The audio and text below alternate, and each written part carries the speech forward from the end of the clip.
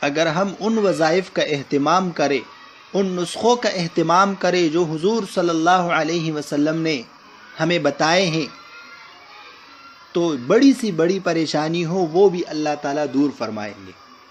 ایک واقعہ ہے، حضرت ابو ہریرہ رضی اللہ عنہ بیان فرماتے ہیں کہ میں حضور صلی اللہ علیہ وسلم کے ساتھ باہر نکلا۔ وہ کیفیت بتاتے ہیں کہ میرا ہاتھ حضور صلی اللہ علیہ وسلم کے ہاتھ میں تھا۔ آپ صلی اللہ علیہ وسلم جا رہے تھے، گزر ایک ایسے شخص پر ہوا جو بہت زیادہ پریشان تھا۔ آپ صلی اللہ علیہ وسلم نے پوچھا، تمہارا یہ حال کیسے ہو گیا؟ اس شخص نے عرض کیا، بیماری اور تنگدستی نے میرا یہ حال کر دیا۔ آپ صلی اللہ علیہ وسلم انتہائی شفیق تھے، انتہائی مہربان تھے۔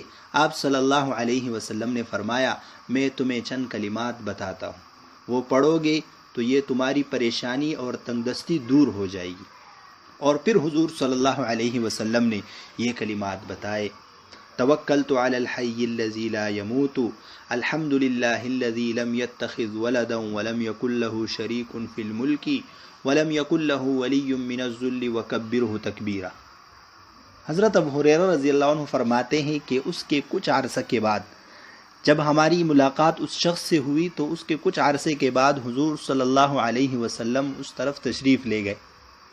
آپ صلی اللہ علیہ وسلم نے دیکھا کہ وہ شخص جو پہلے انتہائی پریشان تھا، انتہائی اچھے حالات میں ہے۔ آپ صلی اللہ علیہ وسلم خوش ہوئے، خوشی کا اظہار فرمایا۔ اس نے عرض کیا، اے اللہ کے رسول، آپ نے مجھے یہ کلمات بتلائے تھے، میں پابندی کے ساتھ ان کلمات کو پڑھتا ہوں۔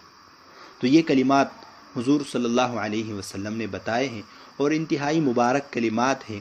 اس واقعے میں آپ نے دیکھا کہ حضور صلی اللہ علیہ وسلم نے اس شخص کو یہ کلمات بتائے اور اس شخص نے پابندی کے ساتھ ان کلمات کو پڑھنا شروع کیا، تو اللہ تعالیٰ نے اس کی پریشانی